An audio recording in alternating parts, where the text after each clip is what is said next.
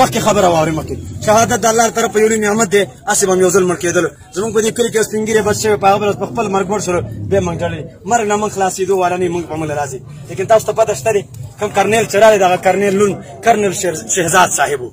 څه نوم یې شهزاد صاحب هغه کرنیل ما ته څه وایي ما باندې لاس واړول ما ته وایي بیټا آپ کو ایک بات بتاؤ ما ورته سره راته وایي ساری سازش انډیا کې ما ورته وویلې په زړه کې مخامخ خو مې ورته نشو ویلی ځکه چې ظلم و په ورجلو باندې سارې چې کوم دی اوس هم دا خبرې زه کومه یاد ساتئ که زه مړ وم او چا وژلی وم ما دې چوک ته راوباسئ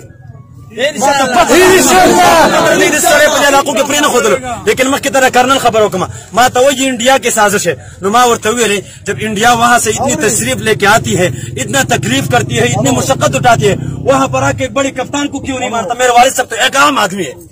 چې زما پلار وجني بله یو کرنیل ولې نه وجلو چې زما پلار وجني یو عام سړی وجني دا صرف او صرف دې عوامو په سترګو کې خاورې اچولې مه ولې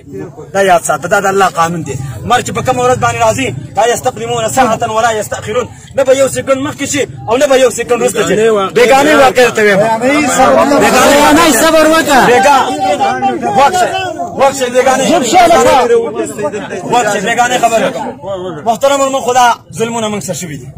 موږ د ماسوتن نه وروسته د کور نه بار بند دي موږ د ماسوتن نه وروسته د کور نه بند دي دې ماشوم ته وګوره څه وکړ یا سدره دا کیمرا راوړه دې ماشوم دا راوړه دې د الله په ذات مې قسم دې ماشومانو سار ناشته دې ماشومانو سار چې نه دې خبرې وي ما د سار مونږ کولو مونږ اګا دې ویني مې بجې پر دې کتاب مطالعه ته ناشته و ویني مې بجې پر مونږ کولو اعلان وشو اعلان تاسو په ایمان باندې وي تاتار د وخت یو ظالم قوم تیر شوی دی تاتارو کله په مسلمانانو باندې داسې حمله کړې ده چې د شپې خبر کړي نه او د شپې پرې راغلي سار اعلانونه وکړل د شپې اعلانونه شروع کړل ما والله بالله ثم تالله چې ما په دې خپل غوږونو باندې دا الفاظ واورېدل دا الفاظ څه پکې ویلې په هغه الفاظو کې ویلې وایي تاسو ټول دې جامع مسجد ته راشئ تاسو سره یو مشوره کوو اسې په غدار او په دوکهباز سړي باندې څوک بې دپاره چې کوم دی اعتماد کولی شي نه د دې خلکو نه یېرېږو ته خاموشه نه چې موږ د دې خلکو نه یېرېږو د الله په ذات مې د قسم دې خلکو نه دی دې خلکو زما د دې خبرو څه پیدا نشته خو کم از کم وبې کم دې خلکو د پیسې دپاره دې خلکو د لوټ مار دپاره دې خلکو د خپل ځان لپاره د غټو غټو ګاڼو دپاره دا وردي دومره بدنامه کړله قسم دې په هغه ځای کې د وردۍ والا راځي او دلته دې ماشومان ترتې پټېږي دي دومره خو د انډیا والا نه څوک ځان ته نه ساتي د امریکې د پوځ نه څوک دومره یېره نه کوي د خپل پوځ ولې د خپل عوام دومره یېرولي بېګا ماسوتن اعلانونه وکړل وایي تاسو ټول لاړ شئ سارې چې کوم راوستلو یو کس به اوس خیر دی لاړ شي هغه ځای کې په کټ کې پروت دی هغه ځای کې په کټ کې پروت دی سارې کسان راویستل ګاډۍ کې واچول زموږ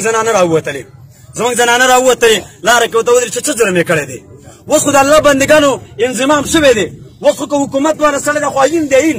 که ایسای والا که د خفیه ادارو والا چېرته یو سړی اوچتوي نو پیله به د هغه علاقې په تاڼه کې اف آی آر کوي ما ته یې دغه ارمي والا وکړې د بېګا چې راغلی او سار چې راغلی دغه ارمي والا دې ما ته وکړې چې زما څه د اف آی آر راسه دی زه دا سړی اوچتوم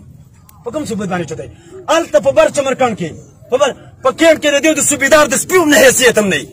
لیکن په بر چمرکنډ کې په دې قبایلي عوام کې ته زه وکړم چې په دې بر چمرکنډ کې وړوکې اسپایي موږ د بوزو په رنګې لغتوي او موږ باندې د پاسه ظلمونه کوي وړوکې اسپایي او بله خبره ته وکړم هغه صوبېدار چې راکوز شوی او صوبېدار بیا ما ته څه ویلې او صوبېدار راته په جومات کې ویلې وایي که د نن نه بعد زما پوځي مړ شوله زما په خیزه دا منګه چې مرو دا ګازرې دي دا انسانان نه دي دا الله نه دي پیدا کړي وایي که زما پوځي مړ شولو افریدی او که د بل قوم والا وایي والله العظیم زه به تاسو ټول د ښځو په رګې مې دې روډونه راوباسم دا کوم انصاف دی بېګا ماسوتن یې دی راټول کړي دي ښځې رالي هغه دې ناستې دي د موبایلو ترواړو په روډ باندې ناستې هغه دې ناستې ښځې راووتلې ښځو باندې تاسو ما ته وښوئ چې په کوم آیین کې په ښځو او بوډاګانو مې تشدد شوی دی